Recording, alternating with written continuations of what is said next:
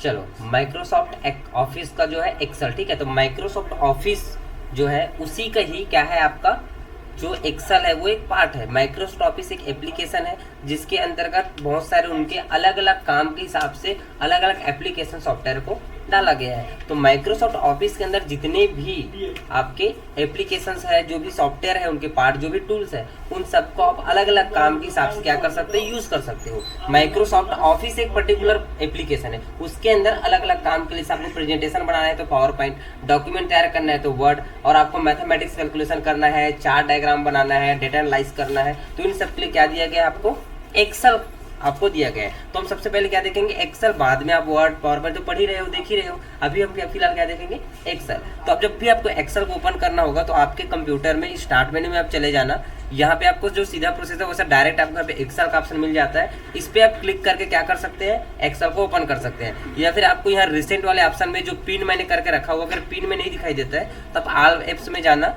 उसके बाद आपको यहाँ पे माइक्रोसॉफ्ट एक्सेल का जो है आपको मिल जाएगा आइकॉन, इस पे क्लिक करना तो आपको ये स्क्रीन आपके सामने जो है शो होगा। अब यहाँ पे देखो, सबसे पहले सबसे टॉप में आपको क्या दिख रहा है, एक क्लोज बटन दिख रहा है, एक मैक्सिमाइज है और ये क्या है, मिनिमाइज है। ये तीन आपको टॉप में बटन मिल जाएगा।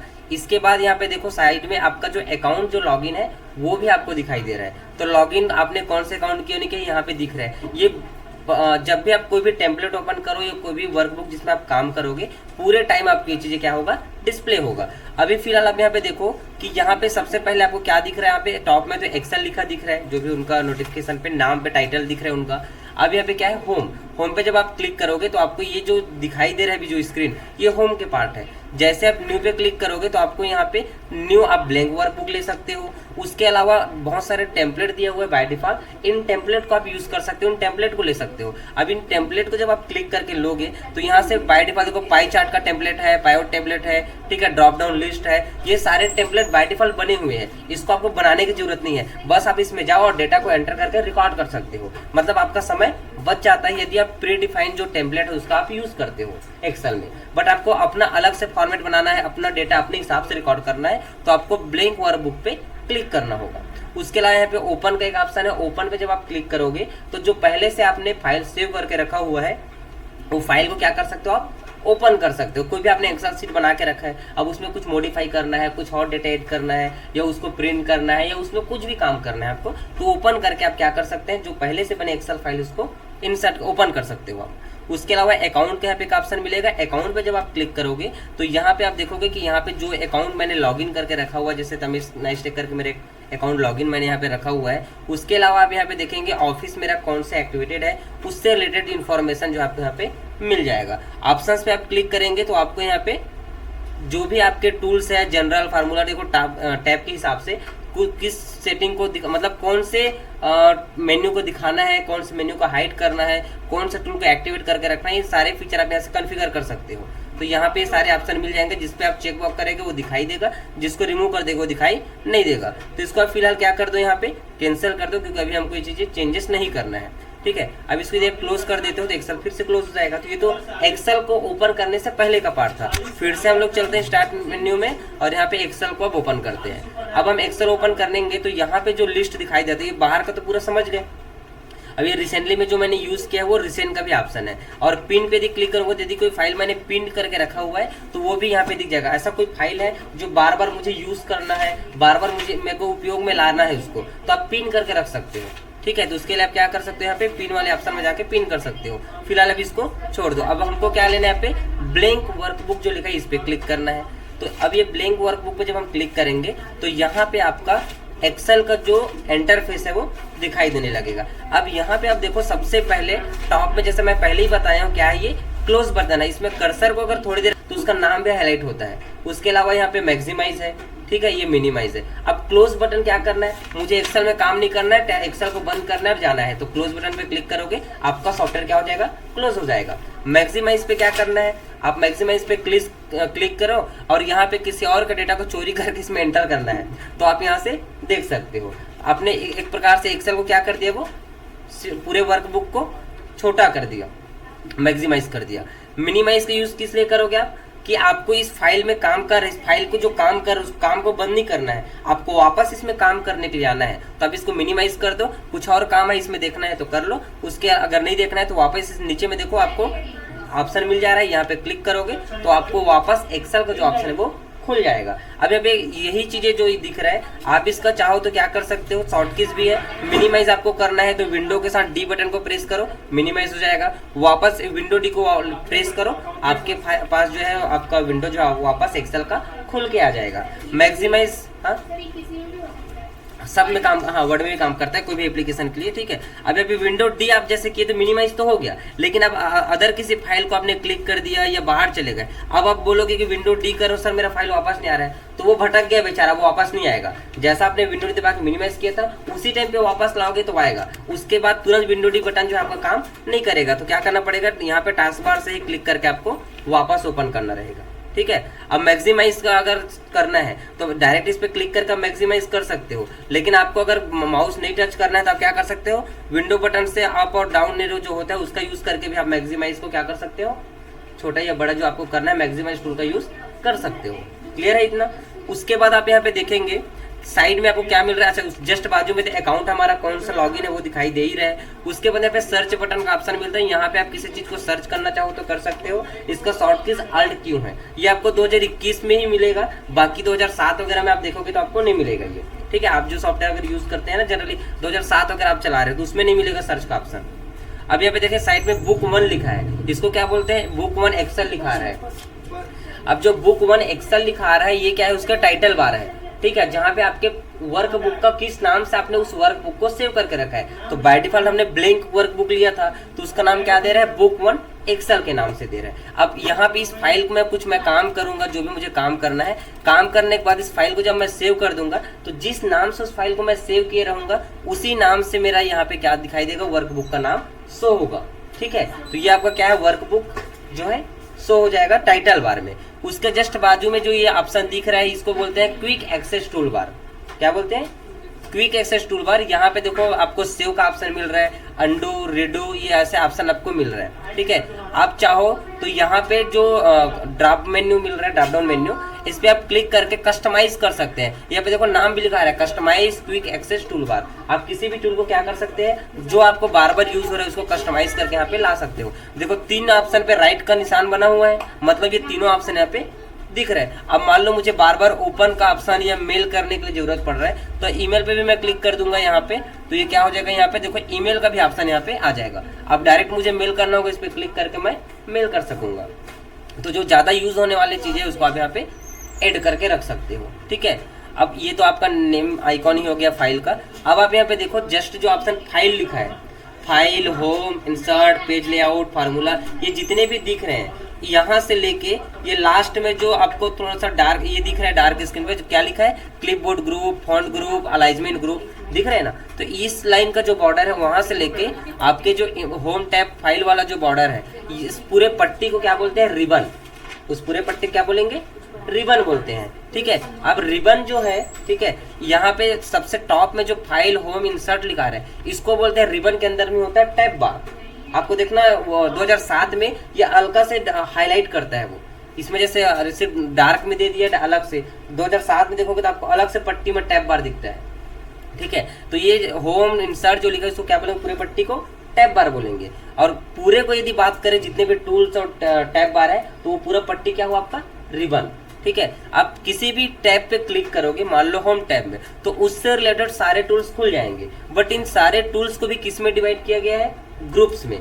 तो यहाँ पे आप देखो पहले नंबर पे क्या लिखा रहा है, क्लिपबोर्ड, मतलब ये क्या हुआ, एक ग्रुप है क्लिपबोर्ड ग्रुप जिसके अंदर ये 4-5 टूल दिया हुआ है। वैसे यहाँ पे फॉन्ट लिखा है तो फॉन्ट ग्रुप है जिसके अंदर ये आपके टूल्स जो है यहाँ पे जो है तो सब टूल्स, लेकिन सारे टूल्स को भी ग्रुप में क्या किया गया, डिवाइड किया गया। तो अब जब भी मैं आप लोगों को कुछ चीजें बोलूंगा कि ये फाइल ओपन करो तो मैं कैसे बोलूंगा, होम टैब में जाओ, होम टैब में फॉन्ट ग्रुप के अंदर बीब लिखा होगा जो कि बोल्ड होता है, उस पर क्लिक करो, आपके वर्ड क्या हो जाएंगे, मोटे हो जाएंगे, भद्दे दिखने लगेंगे, मोटा, ठीक है। तो ये क्या हो जाएगा, ऐसे प्रोसेस है। होम टैब, इंसर्ट टैब में जाओ, इसके अंतर्गत आप देखो क्या है, टेबल का ग्रुप बना है, टेबल ग्रुप में आप टेबल पे क्लिक करोगे तो आपको टेबल का ऑप्शन मिल जाएगा। तो ये पढ़ने का, बोलने का क्या ही आपका प्रोसेस है कि आपको नाम पता होना चाहिए किसको क्या बोलते हैं। अब इसी टूल्स के जस्ट नीचे में आप देखेंगे यहाँ पे E8 लिखा रहा है, ये जो एक ऑप्शन आ रहा है ना E8, इसको बोलते हैं नेम बॉक्स। देखो कर्सर रख रहा हो, नाम भी आ रहा है वहाँ पे नेम बॉक्स। उसके जस्ट बाजू में इसको क्या बोलेंगे, फार्मूला बार। यहाँ पे कर्सर रखोगे तो देखो नाम भी दे रहे हैं फार्मूला बार। अब नेम बॉक्स और फार्मूला बार में क्या अंतर है, नेम बॉक्स में आपका कौन से कर्सर में आपका मतलब जो भी आपका कर्सर है कौन से सेल में है वो नेम बॉक्स में शो होगा। जैसे मान लो मैं यहाँ पे क्लिक किया तो देखो G7 में मेरा कर्सर है, तो ये G है और ये 7 है। G7 से मिलकर जो मेरा सेल बन रहा है वहां पे मेरा कर्सर क्या है, एक्टिव सेल है। एक्टिव सेल बोलते हैं इसको, जहां पे कर्सर उसको क्या बोलेंगे, एक्टिव सेल। तो ये एक्टिव सेल होता है। अब एक्टिव सेल में जिस सेल पे मैंने कर्सर रखा हुआ है उस सेल में कौन सा फार्मूला ऐड है वो आपको कहाँ दिखाई देगा, फार्मूला बार में। जैसे मान लो मैं यहाँ पे कोई फार्मूला लगा देता हूँ, यहाँ पे इक्वल सम ऐसा करके मैंने क्या कर दिया, एक फार्मूला लगा दिया, ठीक है, कहाँ पे, यहाँ पे, और यहाँ पे ब्रैकेट क्लोज कर दिया, एंटर कर दिया, तो यहाँ पे देखो उसका वैल्यू 0 आ रहा है। लेकिन यहाँ पे देखो कहीं और पे कर्सर रख रहा तो फार्मूला बार में कुछ नहीं आ रहा है, सिर्फ एड्रेस बार आ रहा है। लेकिन जैसे ही 0 वाले ऑप्शन पे क्लिक कर रहा हूँ, आप देखेंगे यहाँ पे जो फार्मूला मैंने उस सेल के अंदर डाल के रखा है वो फार्मूला क्या कर दे रहा है, शो कर दे रहा है। तो इसको क्या बोलेंगे, फार्मूला बार। क्लियर है इतना? ये तो हो गया आपका। अब सिर्फ मैं भी आपको इंटरफेस बता रहा हूँ कि कहाँ पे क्या क्या चीजें हैं और किसको क्या क्या बोलते हैं। आपको जब तक इंटरफेस नहीं पता होगा कहाँ पे क्या क्या बोलते हैं तो आपको बाद में जब चीजें इंस्ट्रक्शन दूंगा तो आपको दिक्कत हो सकता है, ठीक है। अब यहाँ पे ऊपर का जितना नाम है समझ गए ना। अब लास्ट में आप देखेंगे यहाँ पे एक शेयर का ऑप्शन है, चाहो तो आप शेयर बटन पे क्लिक करके शेयर भी कर सकते हो जो भी आपका रेसिपिएंट है, जो मेल जिनको आप करना चाह रहे हो, ठीक है। अब यहाँ पे आप देखेंगे तो आपको सबसे नीचे देखो मतलब जस्ट फार्मूला बार के नीचे ABCD अल्फाबेट दिख रहे हैं और यहाँ पे 1 2 3 नंबर्स मिल रहे हैं। अब ये जो ABCD अल्फाबेट है और 1 2 3 जो नंबर है, ठीक है, अल्फाबेट में आपको क्या दिखाई देगा, अल्फाबेट किसको दिखाई दे रहा है आपको, मतलब किसको प्रेजेंट कर रहा है, कॉलम को, ठीक है। अल्फाबेट किसको प्रेजेंट कर रहा है, कॉलम को, और 1 2 3 किसको प्रेजेंट कर रहा है, रो को। तो रो और कॉलम से मिलकर ही क्या बनता है, आपका सेल बनता है। जैसे कॉलम आया और उसके ऊपर से रो गया तो जितना कॉलम कॉलम रो रो, बीच में जो जगह खाली बन रहा है उसको सेल बोलते हैं। तो रो और कॉलम से ही मिलकर क्या बनता है, आपका सेल बनता है। इन्हीं रो और कॉलम के बीच में आपको डेटा को क्या करना होता है, स्टोर करना होता है। अब एक्सेल में जनरली 3 तरह के डेटा आप स्टोर करते हो। पहला टेक्सचुअल डेटा जो कि आपके ABCD अल्फाबेट कुछ भी हो सकते हैं, दूसरा न्यूमेरिकल डेटा, और तीसरा डेट एंड टाइम। नंबर्स जितने आपके टाइप करेंगे वो सारे न्यूमेरिकल डेटा हो गए। डेट एंड टाइम में आपका जो भी समय है या दिनांक है वो जो आप यूज कर रहे हो वो डेट एंड टाइम हो गए। और अल्फाबेट तो आपको पता ही है कि जो भी नाम लिखो, कोई भी नाम लिखो वो टेक्सचुअल डेटा। तो जनरली 3 तरह के डेटा आप क्या करते हो, इसमें रिकॉर्ड करते हो। अब आप यहाँ पे ये चीज देखो, रो और कॉलम से मिलकर सेल बन रहा है। सेल का जो जाल है ये हो गया वर्कशीट। क्या हो गया, ये वर्कशीट है, सॉरी ये वर्कशीट है। अब ऐसे ही बहुत सारे वर्कशीट से मिलकर क्या बनता है, आपका वर्कबुक बनता है, ठीक है। जैसे कि आप एक कॉपी है, कोई कॉपी में दी एक पेज की मैं बात करूं तो क्या होगा, वो एक पेज या एक पन्ना बोलते हो आप, ठीक है। एक पन्ने में एक ही पेज, एक ही पन्ना में क्या बोलते हैं, एक साइड को 1 और एक साइड को 2, तो एक पेज 2 पेज आप काउंट कर देते हो। पेज नंबर ऐसे काउंट होता है ना आपका, फर्स्ट, फिर जस्ट पलटो, सेकेंड, फिर थर्ड, फोर्थ, 2 है तो उसमें 4 पेज नंबर आ जाएगा, तो पन्ना 2 रहता है। तो अगर आपको मान लो कॉपी है, जो कोई कॉपी कैसे बनता है, बहुत सारे पेजों से मिलके बनता है। अदरवाइज अगर एक पन्ने की हम बात करें तो सिर्फ वो क्या है, एक पेज है, एक पन्ना है। लेकिन अगर बहुत सारे पेज को मिला दिए तो एक कॉपी बन गए। तो वैसे ही यहाँ पे मैंने सीट 1 जो लिया है वो क्या है, वर्क सीट है, केवल एक सीट है। लेकिन ऐसे मुझे जितना जरूरत पड़ता जाएगा मैं उतना पेज लेते जा रहा हूँ, सीट 2, सीट 3, सीट 4। तो इन सभी सीटों से मिलके जो बना है क्या है, वर्क बुक है, ठीक है। वर्क सीटों से मिलकर जो बना होता है उसको क्या बोलेंगे, वर्क बुक। तो पर्टिकुलर हम एक वर्कशीट में काम करेंगे। अब एक वर्कशीट में जो भी आपका एक वर्कशीट है उसमें कितने रो होते हैं और कितने कॉलम। तो आपके एक वर्कशीट में जो कॉलम की संख्या है वो 16,384 होता है, ठीक है। और आपकी जो रो की संख्या है वो 10,48,576। अब इसको आपको देखना चाहो तो आप यहाँ पे कंट्रोल के साथ डाउन बटन को, डाउन एरो जो बटन है उस पर क्लिक करके आप देख सकते हो 10,48,576 किसका है, रो का। और यहीं पे लेफ्ट राइट बटन का आप यूज करोगे किसमें, विंडो कंट्रोल के साथ में, तो आपके XFD जिसका अगर आप उसमें नंबर्स में निकालोगे तो इसका वैल्यू निकलेगा 16,384, ठीक है। तो ये एक वर्क कंट्रोल होम बटन दबा के वापस आप ए में आ सकते हैं। तो ये आपका जो क्या बोलना चाहिए, रो और कॉलम है उसके ये क्या है, नंबर्स है। तो अब ओवरऑल इस देख के आप समझ गए होंगे कि कहाँ पे क्या क्या चीजें हैं, ठीक है। अब यहाँ पे देखो सीट 1, सीट 2, सीट 3 आ रहे हैं। अब सीट 1, सीट 2, सीट 3 लिखा है तो कंफ्यूज हो जाओगे। अब मान लो आपको 10 सीट लेना है और 10 सीट में अलग अलग काम कर रहे हो। मान लो फर्स्ट सीट में मैंने अपने इंस्टीट्यूट को क्या डाल दिया, सैलरी मेंटेनेंस डाल दिया, सैलरी सीट। सीट 2 में एक्सपेंस डाल दिया। कैसा एक्सपेंस? तो ऑफिस एक्सपेंस। सैलरी एक्सपेंस अलग है, ऑफिस एक्सपेंस अलग है। तीसरा में मैंने क्या डाल दिया, एसेट्स का डिटेल। फोर्थ में क्या डाल दिया, कोई प्रॉफिट है उसको, एक में पेमेंट का, एक में रिसीप्ट का, ऐसा अलग अलग मैंने डाल दिया। तो सबका नाम अलग अलग रखोगे तो आपको आइडेंटिफाई करने में, ढूंढने में इजी होगा।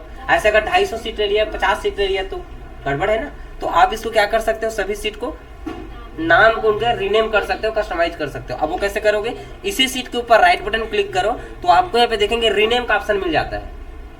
रीनेम का ऑप्शन मिल रहा है तो आप रीनेम वाले ऑप्शन पे क्लिक करो तो यहीं पे रीनेम आप सीट को क्या कर सकते हो, कर सकते हो। जैसे मैं रीनेम पे क्लिक किया, अब इस सीट का नाम मैंने क्या दे दिया, सैलरी एक्सपेंस का मैंने इस सीट में क्या कर दिया, नाम दे दिया। तो ये आपका सैलरी एक्सपेंस के नाम से सीट हो जाएगा। एंटर बटन दबाओगे, नाम से हो जाएगा। अब देखो सीट 1 की जगह क्या लिखा रहा है, सैलरी एक्सपेंस लिखा रहा है। अब मैं अभी इससे पहले हम इस सीट में काम करना चालू करें, मैं खाली इंट्रोडक्शन आपको बता दे रहा हूँ। फिर सीट में डेटा एंटर करना, एक एक टूल्स को पढ़ना, कौन से टूल का क्या क्या यूज है ये तो बताऊंगा ही। जब हम टूल्स चालू करेंगे तो फिर ये नीचे जितने भी ऑप्शन है इन सब में हम लोग नहीं आ पाएंगे, इसलिए मैं पहले चारों तरफ के जितने भी टूल्स है आपको क्लियर करा दे रहा हूँ। उसके बाद फिर हम यहाँ पे होम टैब, फाइल, सबके अंदर क्या क्या टूल्स है, इन सारे टूल्स के ऊपर क्या करेंगे, बात करेंगे। ठीक है, तो फिलहाल अभी हम देखते हैं यहाँ पे सैलरी एक्सपेंस मैंने नाम दे दिया। अब मान लो मुझे सीट 2 को पहले लाना है और सैलरी एक्सपेंस को बाद में रखना है, तो आप इस पे डबल टैप करके प्रेस करके रखे ऐसे आप आगे पीछे भी कर सकते हो।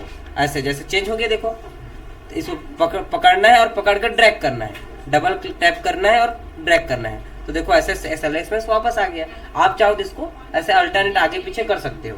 क्लियर है ना, यहाँ तक क्या क्या बताया, समझ आ गया ना, कोई डाउट तो नहीं है ना।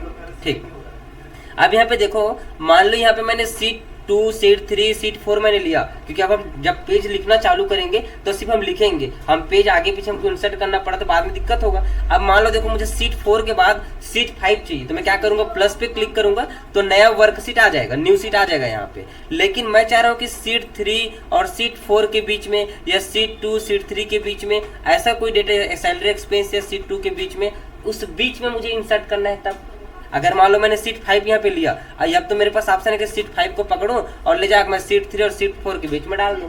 लेकिन मैं चाह रहा हूँ कि सीट 3 और सीट 5 के बीच में ही आ जाए, मैं इसको वापस वही रखना चाह रहा हूँ, सीट 3 सीट 4 के बीच में एक सीट इंसर्ट हो जाए। तब क्या करेंगे, यहीं पे आपको क्लिक करना है, राइट बटन पे क्लिक करना है और इंसर्ट का ऑप्शन आएगा। इस इंसर्ट पे जब आप क्लिक करोगे तो यहाँ पे देखो वर्कशीट का ऑप्शन आ रहा है। आपको वर्कशीट इंसर्ट करना है कि चार्ट की, आपको मैक्रो जो भी इंसर्ट करना है वो ऑप्शन यहाँ पे पूछा जाएगा। तो आपको वर्कशीट पे ही क्लिक करके रखना है और ओके पे क्लिक कर देना है। तो अब आप यहाँ देखेंगे सीट 3 और सीट 4 के बीच में सीट नंबर 6 आपका इंसर्ट हो चुका है। तो कभी भी अब देखो, मान लो यहाँ पे पास में था तो 1-2 सीट से आगे पीछे करने में दिक्कत नहीं है। लेकिन अगर 10-20 सीट से अगर दूर में दूसरे नंबर पे इंसर्ट करना है और डेटा हमारा अभी 20 चल रहा है, सीट 20वें नंबर का सीट है, तब वहां से इंसर्ट करके लाना में तो बड़ा दिक्कत है, या टाइम टेकिंग वाला काम है। तो जहाँ पे चाहिए उसके बाद उसे एक बार पहले आ जाएगा वो, जब इंसर्ट आप करोगे। मुझे अगर 3rd और 6 के बीच में चाहिए तो मैं 6 में कर्सर रखूंगा, इंसर्ट करूंगा तो यहाँ पे आपका जो कर्सर है वो 7 नंबर का जो आ जाएगा, कहाँ पे 6 के पहले 7 आपका जो सीट है वो इंसर्ट हो जाएगा। एक पहले जो भी एक्टिव सीट है उससे एक पहले में आ जाएगा इंसर्ट करने पे, और प्लस पे क्लिक करने से जो भी आपका बाद का सीट है उसके बाद आएगा। क्लियर है यहाँ तक। नाम चेंज करना है तो चेंज भी कर सकते हो। अब यहाँ तो कोई कंफ्यूजन है क्या, नहीं। अब यहाँ पे देखेंगे जहाँ पे रेडी लिखा है, एसिबिलिटी, इन्वेस्टिगेट, ये सब लिखा है ऑप्शन। यहाँ पे आप देखेंगे 3 ऑप्शन और है, ठीक है। इसको बोलते हैं पेज ब्रेक प्रीव्यू, लिखा भी आ रहा है देखो नाम, पेज ब्रेक प्रीव्यू। इसका यूज क्या है, जब हम ये प्रिंटिंग के टाइम पे जनरल यूज होगा, हम आगे जब टैब पढ़ते जाएंगे तब इन ऑप्शन को मैं आपको डिटेल में बताऊंगा। पेज लेआउट है, बता रहे ना, पेज सेटअप से रिलेटेड आपका ये, जब आप पेज प्रिंट करोगे, नॉर्मल में है भी आपका, जब आप इस पे देखो, नॉर्मल मतलब अभी जो दिखाई दे रहा है। अब पेज लेआउट पे अगर चलो दिखाई देता हूँ, पेज लेआउट पे क्लिक करोगे तो आपको देखो कुछ इस तरह से दिखाई देगा कि आपका जो भी प्रिंटिंग के पर्पज से जो आप यूज कर रहे हो सीट का, वो कुछ इस थीम में दिखाई देगा। आपको पेज सेटअप के लिए ऑप्शन दिया गया है, पेज ब्रेक प्रीव्यू पे क्लिक करके आप देखो यहाँ पे कोई भी सिलेक्ट नहीं हुआ। अब डाटा स्टोर होता तब ये पेज ब्रेक प्रीव्यू काम करता, बिना डेटा के पेज ब्रेक प्रीव्यू काम नहीं करेगा। बस देखो मार्जिन आपको दे दिया पेज ब्रेक प्रीव्यू पे क्लिक करने से। जो भी पेज ब्रेक प्रीव्यू का आप यूज करोगे, वहां पे मान लो कई बार क्या होता है, आपका जो डेटा होता है उसका लेंथ लंबा होता है, किसमें, लैंडस्केप में या फिर वर्टिकल में।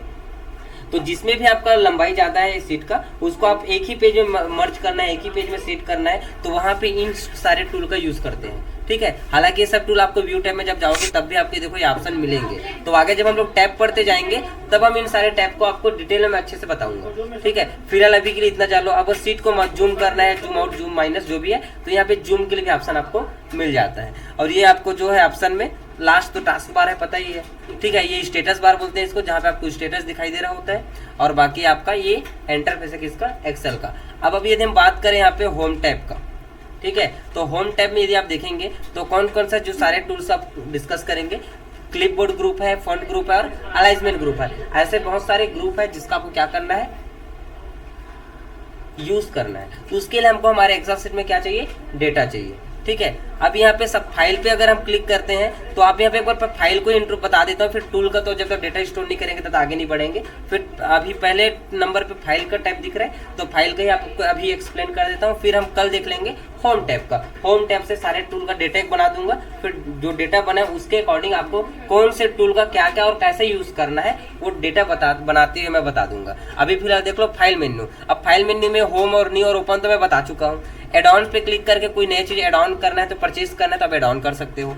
इन्फो में आप देखेंगे तो आपके यहाँ पे इन्फॉर्मेशन मिल जाएगा, प्रोडक्ट वर्कबुक का, मैनेज वर्कबुक का, ये आपको इन्फो मिल जाएगा। सेव करने है किसी फाइल को, जो वर्कशीट अभी ओपन है तो यहाँ पे सेव पे क्लिक करके क्या कर सकते हो, उस फाइल को सेव कर सकते हो। आप सेव कहाँ पे करना है, दिस पीसी में करना है या कोई ऐसा ब्राउजर आपने रखा हुआ है, ड्राइव रखा हुआ है, कहाँ पे सेव करना है, सेव के ऑप्शन आपको मिल जाते हैं। सेव एस करने का मतलब क्या है कि सेम फाइल को किसी और नाम से दूसरी जगह जब आप सेव करना चाहो तो सेव एस कर सकते हो। डेस्टिनेशन लोकेशन आपका क्या होगा, आप यहाँ से जैसे सेव के लिए सिलेक्ट कर रहे थे वैसे यहाँ पे भी सिलेक्ट कर सकते हो। जब हम कोई डेटा बनाएंगे तो उसको हम लॉस तो करेंगे नहीं, हम उसको सेव ही करते जाएंगे। तो मैं आपको उस टाइम पे सेव करना भी दिखाऊंगा। यहाँ पे हिस्ट्री पिछला कुछ नहीं है अभी, इसलिए हिस्ट्री नहीं दिख रहा है। अगर हिस्ट्री होता तो कुछ पिछला जो भी हमने बनाया उसका हिस्ट्री आपको यहाँ पे दिख जाता। प्रिंट से रिलेटेड आपको मिल जाएगा। प्रिंटिंग में इस वर्कशीट को अगर प्रिंट वगैरह करना है तो देखो प्रिंट के ऑप्शन, पूरा प्रॉपर प्रिंट करना भी सीखेंगे। एक्सेल शीट में डेटा बनाएंगे, डेटा बनाने के बाद हम उसको कैसे प्रिंट कर सकते हैं, कब हमको प्रिंट करने में क्या क्या दिक्कत आता है, डेटा को कैसे छोटा करना चाहिए या पेज सेटअप कैसे करना है। एक्सेल में पेज सेटअप बहुत बड़ा चीज है,